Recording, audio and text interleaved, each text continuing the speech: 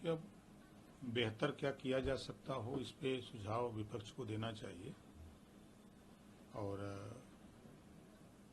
अब उनका बयान जो है उनका है, हम लोगों का काम अपना है। सरकार अपना काम कर रही है, विपक्ष अपना काम कर रहा है।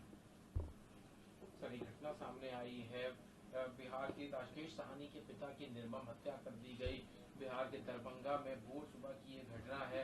हालांकि इसमें एक SIT बना दी गई है, फॉरेंसिक टीम्स घटना की जांच कर रही है, लेकिन उसके बावजूद अभी जो विपक्ष का कहना ये है कि इस तरह की जो निर्मम हत्याएं हैं, जो अपराध है, वो बिहार में बढ़ता जा रहा है। अब एक राजनीतिक दल के लोगों की हत्या होने लगी इस तरह से। देखिए, वो घटना दुखद है, इसी घटना की हम निंदा करते हैं और सरकार पूरी तरह कटिबद्ध है। SIT गठित कर दी है सरकार।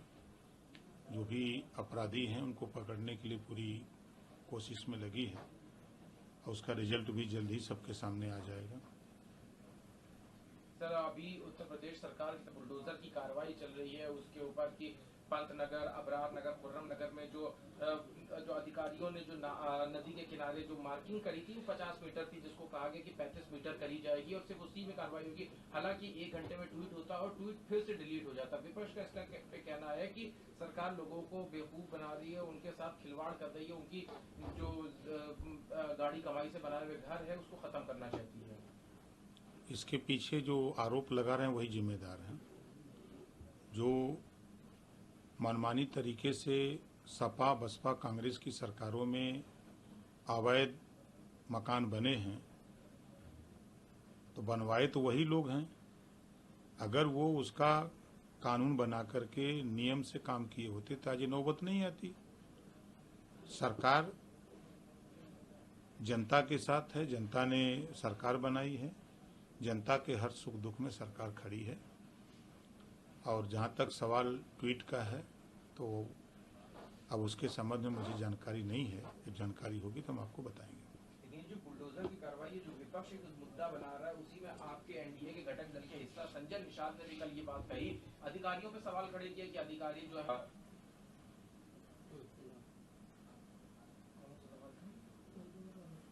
जहाँ पे अभी ये जो कार्रवाई का दौर है, लेकिन अभी प्रदेश सरकार के मंत्री संजय निषाद ने जो बुलडोजर कार्रवाई है उस पर कल सवाल खड़े किए। उन्होंने कहा कि जो अधिकारी मनमाने तरीके से ये काम कर रहे हैं, जो बुलडोजर है, इससे लोगों का विश्वास नहीं जीता जा सकता, इससे लोगों को समस्या होती है, इसलिए इस कार्रवाई पे पुनः विचार करना चाहिए, कल उन्होंने अपने बयान में कहा। देखिए, माननीय मुख्यमंत्री जी का जो सपना है, जो सोच है, जो कानून उन्होंने बनाया, वो भू माफियाओं के खिलाफ कार्रवाई करने के लिए बनाया। जो सरकारी जमीनों पर, गरीबों की जमीनों पर जो अवैध कब्जा कर लिए हैं, तो उनसे छुटकारा दिलाने के लिए, उस जमीन को खाली कराने के लिए एक पॉलिसी लाई गई कि भू माफिया से जमीनों को मुक्त कराया जाए।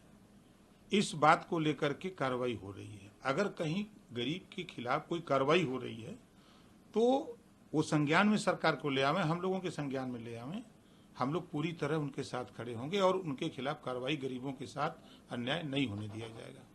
एक आखिरी सवाल है सर, अभी जिस तरह से पहले कुछ विधायक खिलाफ थे, अब कुछ जो MLC हैं उन्होंने भी सरकार का विरोध करना शुरू किया और कहा कि जो कार्यप्रणाली है उसमें बदलाव लाने की सख्त आवश्यकता है। देखिए, अभी परसों प्रदेश की कार्य समिति की बैठक हुई भारतीय जनता पार्टी की।